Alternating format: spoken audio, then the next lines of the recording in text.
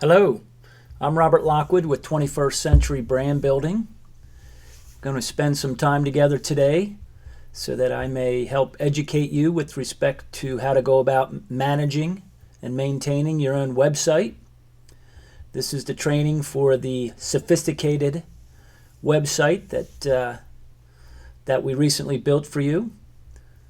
So please know that we're here to help support you, yet at the same time, we anticipate that you'll be getting most of your questions answered by actually going through this training and learning how to become self-sufficient. However, if you keep going in circles on a particular topic, please reach out and we will do whatever we can to help you. Just please respect our time and that you make a sincere effort first. It will be frustrating for us if we keep getting questions that are already addressed in this video. So with that context in place, let's begin. I like to start with opening 2 windows and possibly 3, depending on the depth in which you're doing the work. If I'm building a website, I actually have 3 open, 2 in the background and 1 in the foreground. But for maintenance purposes, I think 2 is absolutely fine. So generally what I'll do, I'll have a left tab opened and a right tab opened. I start by having both of them pointing to the home page of your site. We will be using the Regenerating America website for training purposes. Just know that the way in which we format this site will be identical to the way in which you format your own. This is a template that we're populating, so regardless of the information that you're putting into it, it'll all come out the same way, just different wording, different images, same template. So the first thing to do is to begin with the left tab open, and you type in /WP-admin, and this will take you to your WordPress administration login page. So then you type in your username and your password, and you will be entering the back end of the website. So there's a front end and a back end. So the dashboard is the back end. This is where you make all of your different changes, additions, deletions, whatever it is that you want to do. This is where the action happens. And what's nice is that your changes will be known instantaneously, because then you'll be able to go to the front page, do a quick refresh of the page that you're working on, and see what it looks like. So it's nice that you can toggle back and forth very, very easily. So now we're in the back end of the Regenerating America site, and you'll notice that there's a left column here. I know this perhaps can be a bit daunting to look at when you originally get in, but don't worry about a lot of what's there. What you really need to know is what I'm going to be showing you. Now keep in mind, I'm not going to be showing you 100% of what you need to know, but I certainly believe we'll cover at least 90%, and then the remaining 10% will come in time. So along this left column, here are the different menus that you'll be accessing, and I'm going to be taking you through the primary ones that you'll be using the most frequently. It begins with posts, so these are blog posts. Then there's media. Media is where your library of images are stored. Then you have pages. So pages are pages on the website. Posts are individual posts on your blog. What's nice about pages and posts is that they are created, edited, deleted in the same exact way. So I'm really going to be diving into how to create a blog post, knowing that the way in which you create a blog page is essentially the same. And then there's comments. Comments are when people make comments on your blog. Then that's where you go in to approve their comments. And then appearance. Appearance is really where you're going to delve into the formatting, particularly of the home page, through theme options. Theme options will be by far the one that I suspect you'll use the most, followed by pages and posts. So theme options is a key menu item here, along with widgets. You may get into doing some work with widgets at some point. The widgets are already programmed on your site, but if you want to change them, you can certainly learn to do so, and I'll point you in the right direction. Then you can begin to figure it out on your own. Then there's plugins. Plugins are basically additional features or programs, software programs that you can simply plug into your site. So if you come up with an idea in terms of something you want to do on your site, add to it, chances are there's a plugin. What's nice about WordPress plugins is that they're basically all free, and then many or most of which have an upgrade option. A lot of times you don't even need the upgrade. You can just simply go with the free plugin, and it's wonderful. That's partly why I just absolutely love WordPress. Following that, you have users. This is where you can identify the people that are able to get into your site. And then you get into settings. What you'll probably be using the most will be general, and if at all. General is where your email address is to receive notifications from your contact form or from WordPress directly. So if you want to change your email address, you'll go into settings, general. So that just gives you a quick overview of what's back here, and we're going to start up at posts. You'll see that when I mouse over the menu, it actually pulls up a drop down to the right. So I'm over posts. There's all posts. There's add new, categories, and tags. We're just going to go into all posts. And then we're going to essentially pick a post and begin to work through it.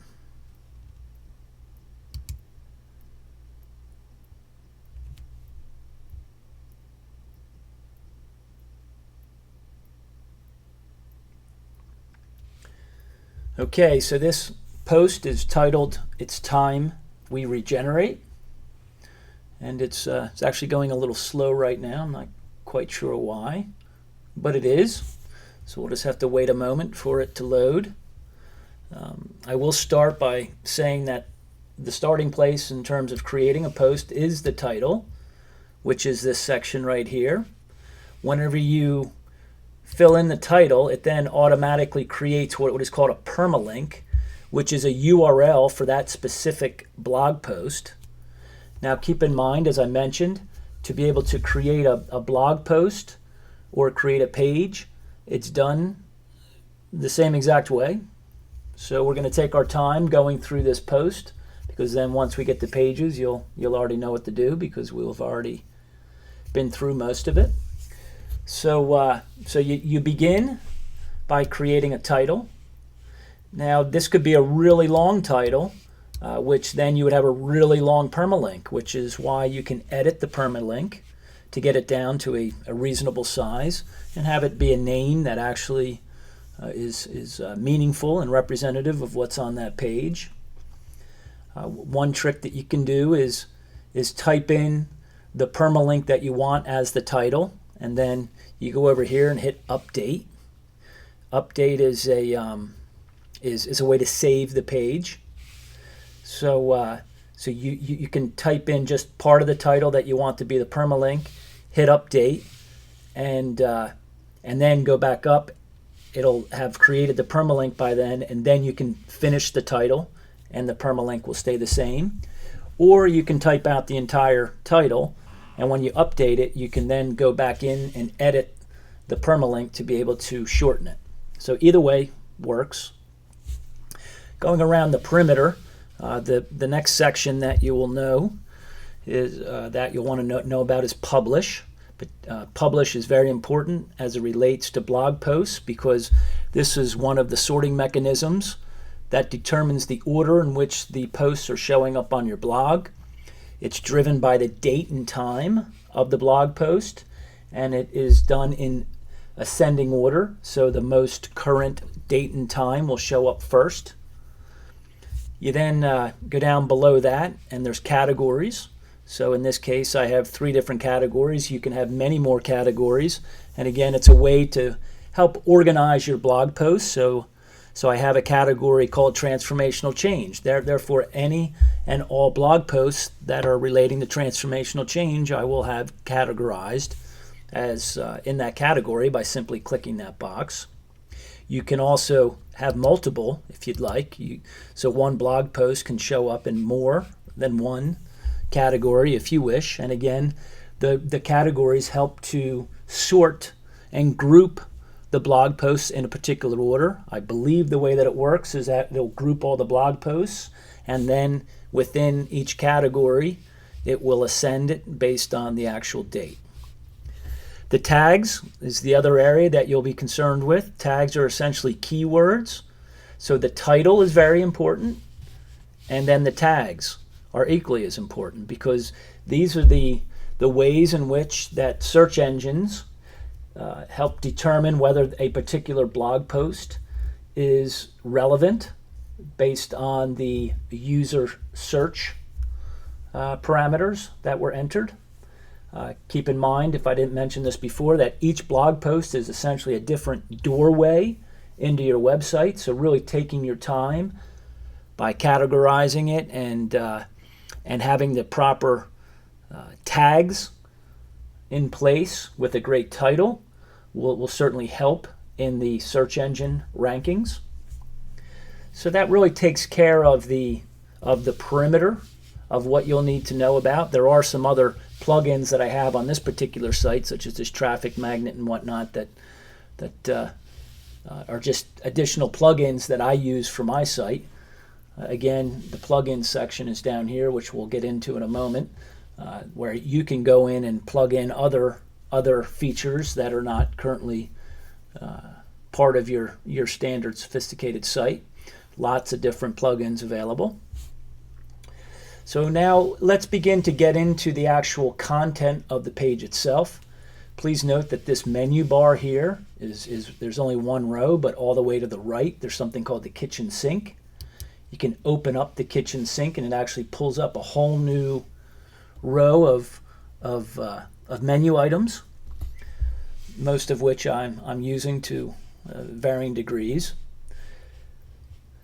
So I guess the place to start is with the text, and that is you can simply begin typing text onto a page, or you can be pasting text into a page.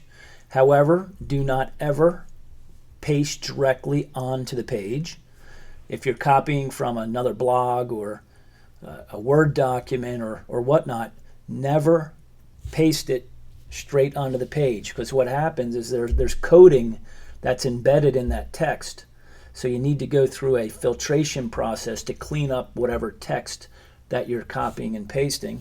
And you do that by using either one of these two options here. The option on the left is to paste as plain text. So again, you can definitely copy a ton of text and paste it into your blog post. But the way to do it is through this filter. So you would paste it into here and then just simply hit insert, and it would then populate the page. If you're coming from a Word document, same thing. Word is very messy as far as embedded code, so you want to filter all of that extraneous code out, and you do that by pasting it into this window, and it will clean it up for you. And then you just hit insert, and it'll put it right on the page for you. The other thing is that I personally like to justify. So you'll see here, this is what it was meant by justifying, where it basically squares everything off left and right, and that's this button here.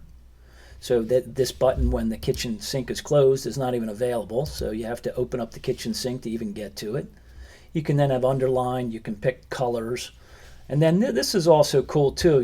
You'll notice that up here, this is a title. It doesn't appear to be, but on the front end of the site, this is actually showing up as larger text. It's actually in heading 4 format, whereas the rest of the text is just simple paragraph in paragraph formatting. So you can just play with this, and you'll notice that there's different formatting that is already built in. So again, you can go in, change the formatting, update it, and then go to that respective page, hit a refresh, and see what it looks like. So that's the formatting. We went through the actual entering of content. So I think that gives you a pretty good rundown. I mean, there's certainly other options here, particularly making links. So for example, if I wanted to make this Regenerating America, this title, an actual link, I would do that by clicking on link, and then I could have it point to wherever I want. So let's just say it's pointing to, I want it to go to my business site, which is princetongreen.org. I would put that in there, and anytime I create a link that takes somebody off of the website, I want to make sure that I click this here, which says open link in a new tab or window. And the reason for that is because if you don't have that clicked, you will literally take your website visitor from your website to wherever you're leading them to off of your website. So by having it open in a new tab, they can quickly go over, check out princetongreen.org, whatever it is. All right, got it. And then they close that window and they're right back on your site again. They could actually even toggle between the two, just like I'm toggling here. So what it means by having a new window open up is that a third tab will actually come up, and it'll say Princeton Green here. So then they would have a tab here for Princeton Green, then Regenerating America, and so on and so forth. So make sure that when you create links that you have this check marked if they're leaving your site, and if they're not, then it's just best to just not have it check marked, so you're actually just keeping them on the site, and you're not just opening up a bunch of windows up on their bar for no apparent reason. Kind of makes people a bit annoyed when that happens. So I think that covers the text pretty well.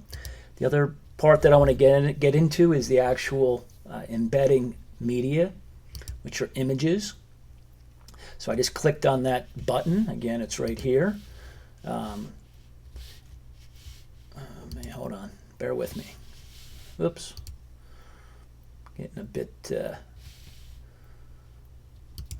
it's time we regenerate. I'll go back to that page. Sorry, I got off the page for a minute. This Add Media button here is where it takes you into your library. And right now it says upload files. So if I wanted to upload a file to my library, this is where I would go. Or if I want to access the media that's already in the library, then this is where I would go. So here are all the different images that I have already uploaded into my library. So if I wanted to pick a particular image, I can just click on it, and it pulls up the name and the size and whatnot. Then over here, there's some display settings. Here's the alignment. So you can actually begin to do some pre-formatting before you even embed the image onto the screen. So there's alignment, which is none, right, center, and left. Then there's also the actual size. What size do you want to pull it in? Is full size, which this would be actually rather large. The width of a page is approximately 900 pixels. So if it's 743, that means it's going to take up a majority of the width of the page. So that's a very large image. And then there's the medium, which 300 is about a third of the width, and then thumbnail. So you can select which one that you want. I'm not going to embed anything, so there's already one in here that I'll just work with from here. So once you embed an image, if you click on it, there's actually two options. This red circle with the line through it is a way to delete the image. So I'm like, I don't want it anymore, delete it. Or I can edit it from here.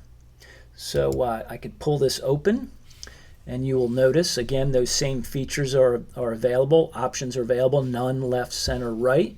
But what I want to show you here is that when you select none, it pushes the text to where it's above and below the actual image.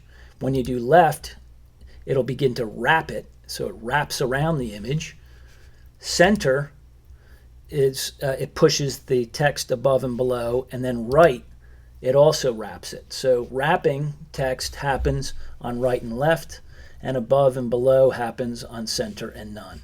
You can also add a title in here. I've been learning more about SEO, and having every image titled with a description in the caption area all goes to helping to promote better search engine rankings. So it's a lot of work to do, and I actually haven't done it with this site yet, but I certainly intend to. I'm going through and I will be doing titles and captions on every single image.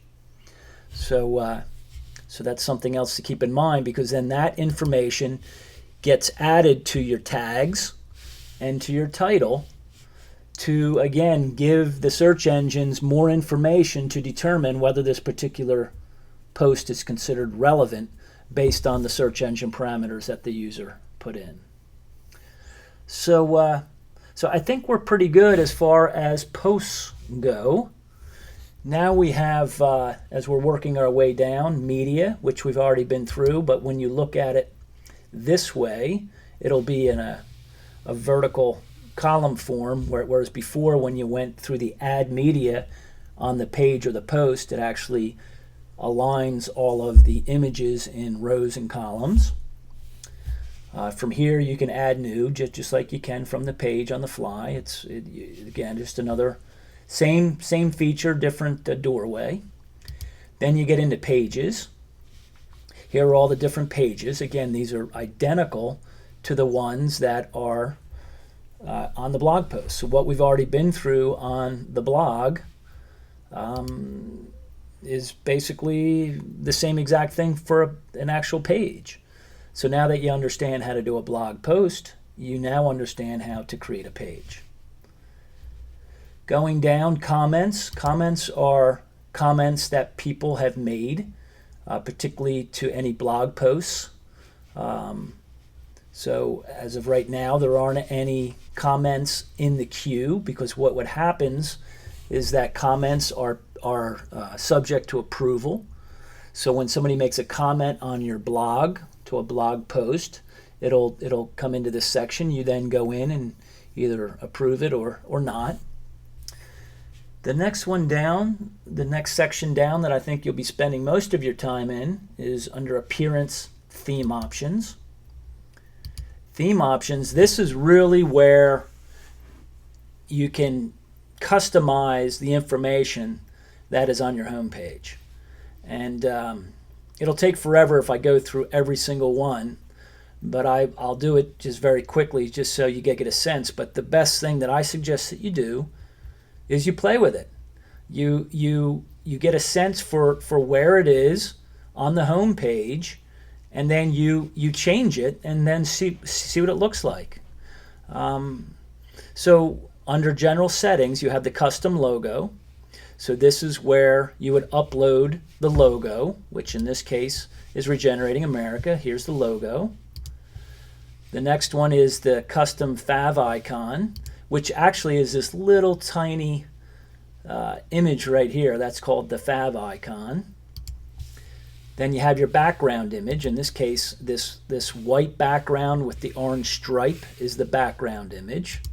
So if I want to change the background, I would remove and then upload a new image. The top right contact details, whatever you want to say in the upper right corner here, gets typed in there.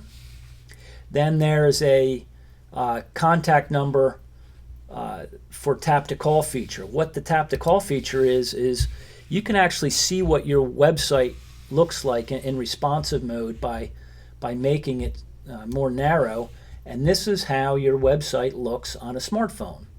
So the tap to call is a feature on the smartphone that they just essentially tap this button and it auto loads the phone number for them so that they can call you very quickly. So that's what the tap to call is. And then your Google tracking code is here. This is for those of you that get into Google Analytics. That's where you drop in your Google Analytics code, is in this bottom section here. So that's what the general areas, the general settings cover. You then get into lead capture settings. Lead capture settings are very straightforward. You have the title of the lead capture, which when you go to the home page, this is the lead capture. So it's capturing leads. You generally have some type of incentive for people to want to submit their information. So in this instance, it's immediately receive a link to read the introduction, chapter 1 and chapter 2 for free. In order to get that link sent to them, they enter their name and their email address, and then they put in whatever the addition formula adds up to. So in this case it would be 8, and then they would send their message. But this title here is actually what this is here. Then the email address that it gets sent to is here. So we have the lead capture going to an email box called Free Chapters, and we have that inbox set up so that anytime there's an incoming email, there's an autoresponder that responds to people, and in that auto response is the embedded link where people can read the first 3 chapters for free. The tool info bar setting is right here at the very top. So whatever you want to say up here, that's where you would enter here. Then the info bar text and the link is what's in this upper right corner, buy now. And then I actually have my affiliate link embedded into there. So we actually embed the affiliate links of the authors that we build websites for. So anytime I have traffic coming to Regenerating America that's not sent there through another affiliate and somebody buys now, then as the author and owner of the site, I get credit for the actual sale. So that's cool. Slider settings. This is the speed of the sliders. Your sliders are the 5 sliders right here. So you'll see that there's 5 sliders and they just continually rotate. The speed 6,000 is 6 seconds. If I make it 5,000, it's 5 seconds. If I make it 4,500, it's 4.5 seconds. So you can control the speed of the slider here. Then here's the image. I remove the image if I want to upload a new one. Now there's an overlay that some of you may have, most of you won't, but there's an overlay section that you can program that actually reduces the size, the visible size of the graphic area, and then has an overlay for each one of the 5. It's kind of hard to describe because this site doesn't have it. So those of you that have it will know what I mean. And that's where you fill in these fields here to be able to populate the overlay information. And then here's the link. So again, this slider, the first slider is in this series. Instead of it saying read more, it says buy now. And you'll notice that in that case, since it's buy now, it has my affiliate link right in there. So again, anytime I have traffic coming to the site that's not sent by another affiliate, my default affiliate link is already embedded in the site, which we embed all affiliate links into all sites that we build. And then the second slider image is set up the same way, 3rd, 4th, and 5th. Very straightforward. That's the slider section. Then there's the features area, the feature settings. This feature heading is this area right here. Then first feature heading with the description, read on, and then the link. And then second and third. These 3 areas refer. This is feature 1, feature 2, feature 3. So these are the feature areas that you want to really direct people to. So these are like the 3 primary areas that you want people to visit because you're featuring them and directing them, and you can change that over time. You're not locked into anything. So if you want to feature a given blog post in a given month, then you could have one of the 3 features could be focused on that, and then the next month you can change it. And then again, the read on, whatever title you want in here, in this case it says read on, and then you have the link that it goes to All of that is programmed right here. Very simple, very straightforward.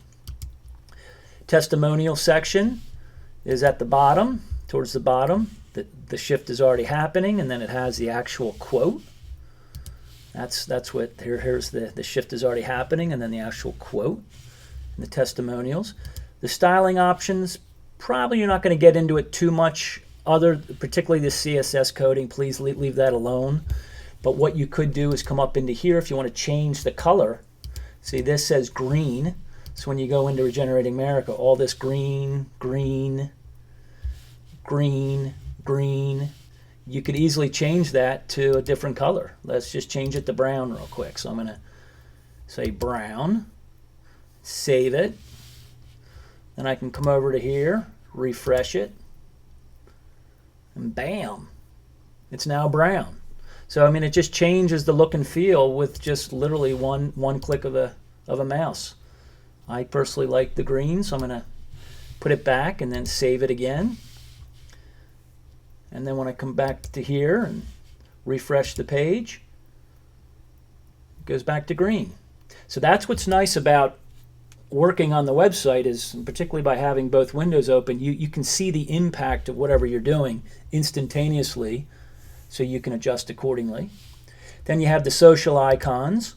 So as you're building out your platform and you have different accounts set up at Twitter and Facebook, Google Plus, and elsewhere, you can just simply paste in the respective URLs. So when people are on your site, here it is right here. So here's the Google Plus. So if people want to go to my Google Plus page, they just click on that, and there they are. They're there. So all the social icons are up here in the left corner. So that's where that gets programmed.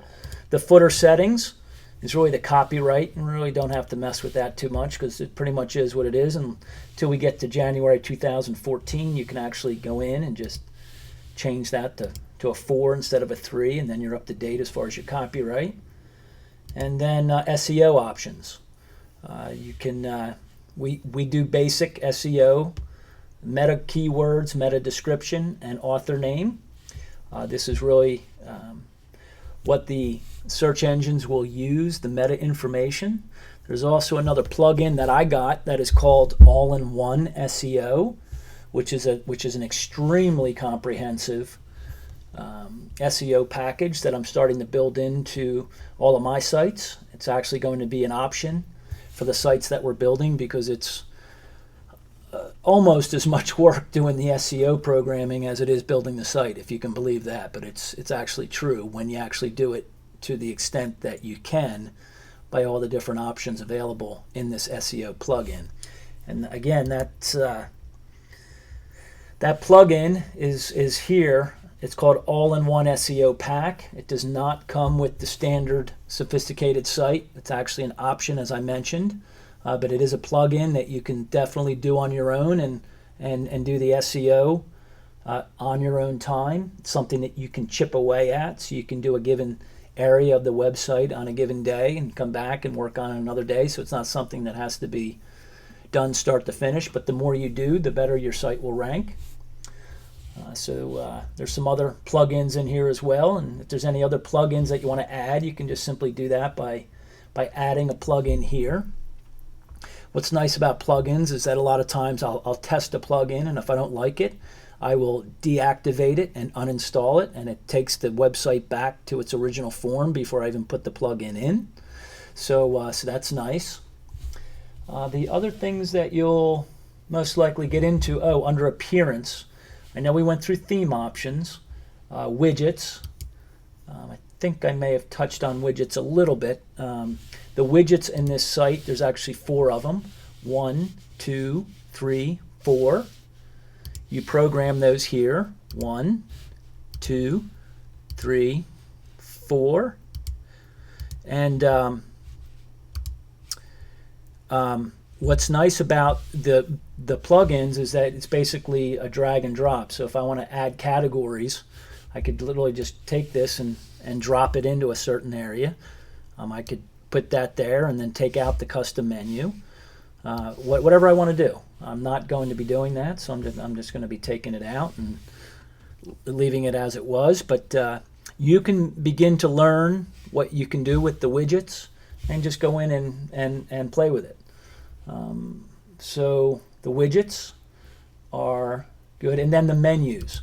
Anytime you add pages, we have it set up so that the menus are called custom menus, so that when you add a page, you need to then add it into the custom menu. And in this case, we actually have two menus. We have the main menu, which is up here. This is the main menu going across here, and you'll see there's a drop down here. So you'll see book launch, then buy book, buy Kindle, buy Nook, become an affiliate. When you see that over here, you see book launch, buy book, buy Kindle, buy Nook, become affiliate. You'll notice that the drop down menus are indented.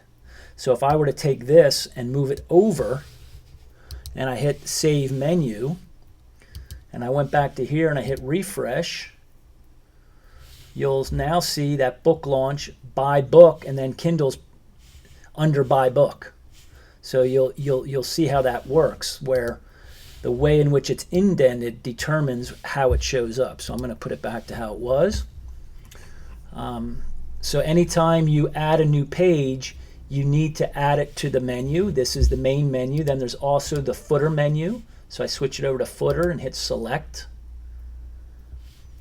And the footer menu is just the top line menu, which goes down in the footer. So in this case, we don't have all of the drop downs. So here, these three, in fact, I gotta refresh it so it goes back to what it was.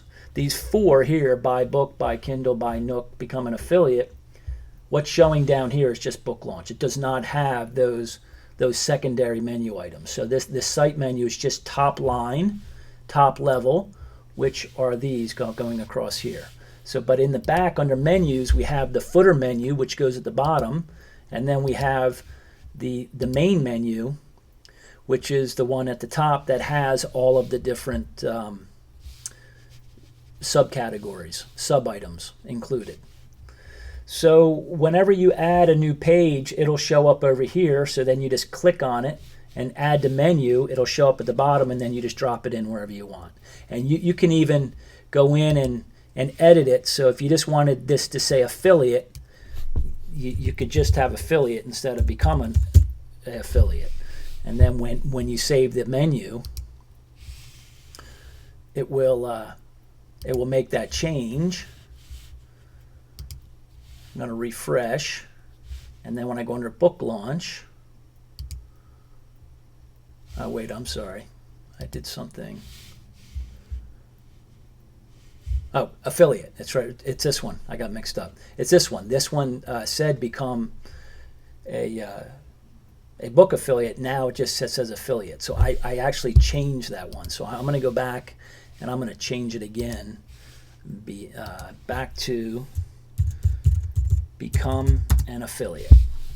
And then I'm going to save the menu.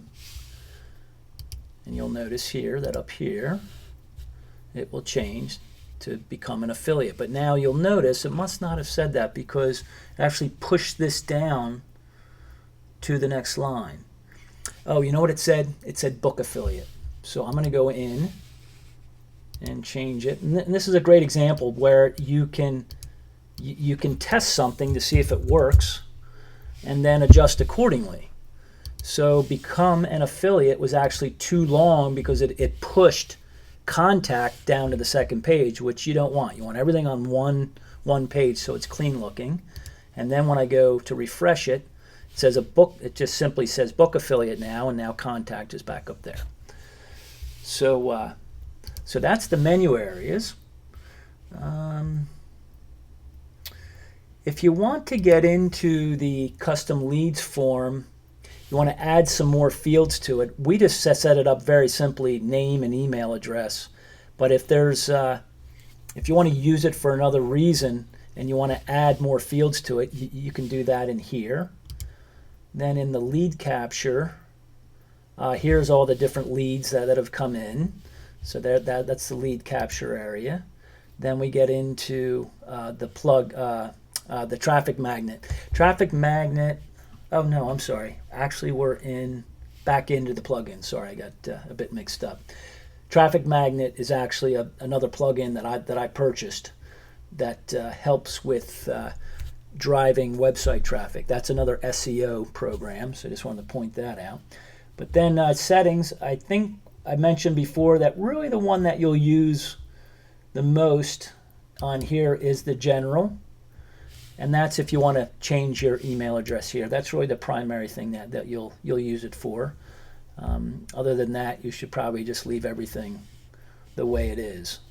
So I think overall this has been good time together. Gosh, we're over 40 minutes now. I've been sitting here rambling. So I hope you found that this was helpful. And by all means, please reach out to us with any questions along the way. We do appreciate if you try and figure it out on your own first, especially if if the information is already answered in this video. Anyway, good luck, and we're here to support you, and certainly wish you the best as far as you continuing to build your platform as an author. So, best to you, and you take care. And for those business clients that are watching this, best to you as far as building your business. So thank you. Take care. Bye-bye.